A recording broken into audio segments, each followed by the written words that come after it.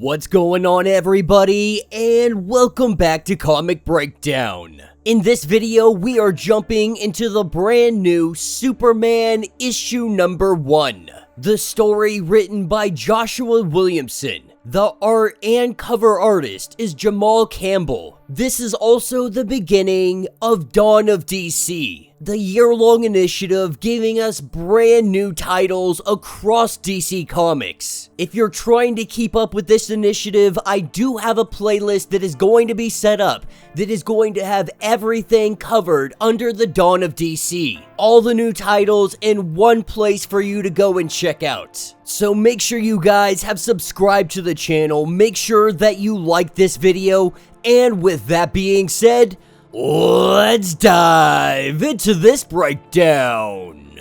Alright gang, as we dive into this brand new Superman issue number 1, we are picking up with Superman facing against Livewire. After the events of Lazarus Planet, we have seen a whole slew of individuals either missing powers, getting new powers, or their powers getting a boost. Livewire is now supercharged, which means she is more powerful than she has ever been before. But even with this immense amount of power, she still faces against Superman. Superman himself has recently been charged back up to 100%. This means that he is no longer losing his powers. That all transpired during the War-World saga. But while we see Superman fighting against Livewire, there is a voice inside of his head. Or at least that's what it appears to be at first. As we see this battle unfold with Livewire, that voice, it is telling Clark that he should just end her, to bring this all to a close as quickly as possible, regardless of the consequences, regardless of what happens to Livewire. That voice is none other than Lex Luthor. But Lex Luthor, he is currently locked up, but with Livewire being apprehended, meeting the new chief. But this is all in a day's work for Superman. As we pick up at the Daily Planet, Clark Kent is currently writing an article, with Jimmy Olsen coming over. The two of them have a conversation, Jimmy talking about his new girlfriend. But while the two of them are in the midst of this conversation, that is where we see the new editor-in-chief. That, of course, is Lois Lane, and she comes out slamming down the Iron Hammer, letting it be known that there is no leniency, that if anything, Perry took it way too easy on everybody here. But underneath her breath, we also see that Lois Lane isn't sure she wanted to take this job, not sure she wanted to be this person. But to ensure that the Daily Planet runs as efficiently as possible, she knows that this is the person that she must become. While her, Clark, and Jimmy all have a conversation, that is when the voice of Lex Luthor is coming to Clark yet again. And he is asking him how many minutes has it been since Superman was sighted? How many lives have been lost per second? Metropolis is in grave danger, telling him that he must set aside his ego and work with Lex before they run out of time. This is where he takes a minute and he goes up to the very top of the Daily Planet. Up on the roof, he's sitting here just thinking. Lois, recognizing that there's something off, she follows behind. He has been listening to music to try and clear out his head, being able to still hear the world. Even with these things on, the voice that he hears the most is Lex Luthor. Now, he always keeps an ear out for those that he cares about, the ones that he loves, and the ones that he is most concerned about, specifically Lex Luthor. And because of this, Lex knows that he is listening, talking at a normal voice tone. He is able to hear Lex Luthor while he is in prison, and Lex has been telling him that you have to do this, and you have to do it now. That's when Jimmy comes running up, saying that there is something going on. As Clark throws on that S, we see him fly off and he heads towards the LexCorp building. But what happens is that there is a giant Superman symbol now upon that building, sitting at the very top, a beacon of hope for the whole city. Lex Luthor has turned his building into the new Superman headquarters. With Superman getting over here, that is where he runs into Mercy Graves, the assistant for Lex Luthor. We have also seen that she has gotten some new powers recently, though we don't know if Superman knows about these powers just yet. But Mercy is letting Superman know that since Lex Luthor's incarceration, all of LexCorp has been turned over to Superman. Of course, Superman declines this, saying that he can't be bought. He already told Luthor no. But Mercy continues on with her pitch anyway, saying that Luthor genuinely believes that there are concerns about the future. It is his belief that something dire is just on the horizon, something bigger than the feud between the two of them. She is letting him know that this building, it is now known as Supercorp. This is when she plays a little video showing how this could be good for everybody. A cartoon showing Superman just completely overwhelmed in Metropolis. But now, with the support of the good people of the Supercorp, Superman will have everything he needs to be the best version of himself. This is an initiative for making Metropolis and humanity safe together. Mercy continuing on with her pitch, saying that Luthor felt Superman was the only person that he could entrust with his company. Now, Superman lets it be known that he does appreciate what she is doing here, and that he's not afraid to ask for help when he needs it. But there is always Star Labs, Steelworks,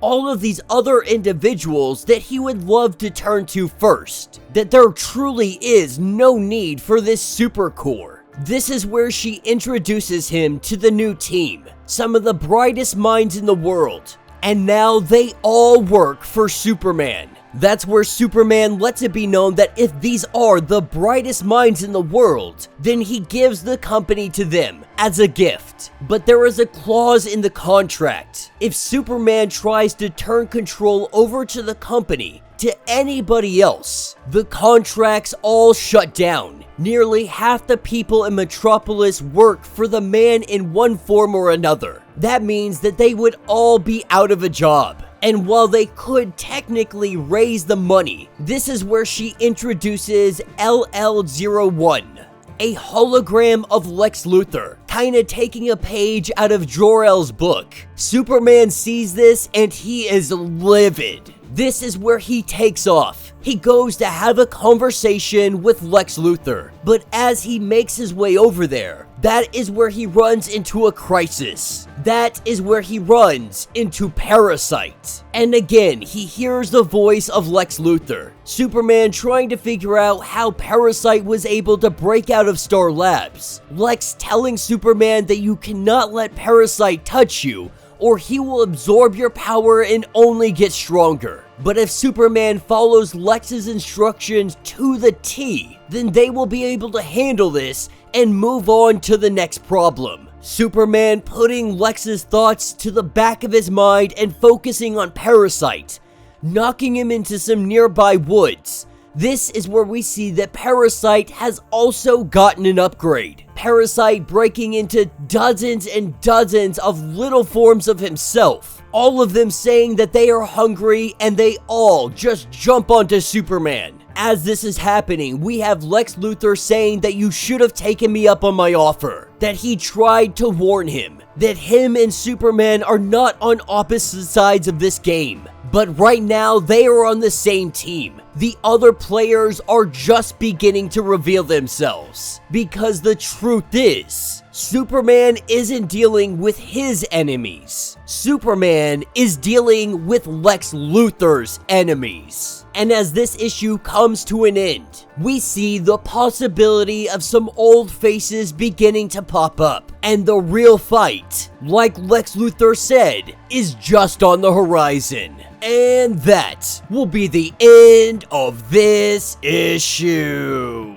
So let me know what you guys think down in the comments. I think a lot of fans are going to be happy to see that Superman is back in action. that he is back in his role being the hero of Metropolis, the hero of Earth. But I do like this little twist to it. Instead of him fighting Lex is trying to get him to side with him. Now, we all know Lex Luthor only cares about himself. He only cares about making himself be the protector of the entire planet, believing that aliens like Superman shouldn't be doing it. This has been the narrative for so very long, but now we see him siding with Superman. We have to assume that there are ulterior motives, but my hunch is that Lex Luthor is recognizing he can have Superman take care of all of his enemies. That if he rebrands himself as the friend of Superman, as the ally of Superman, that Superman has his back. That means the enemies of Lex Luthor,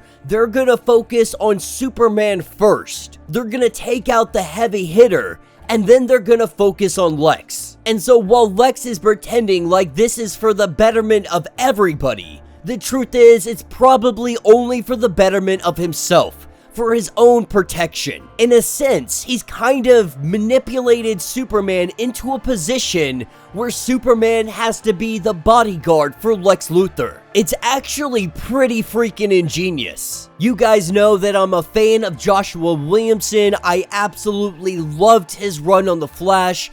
I love what he's been doing.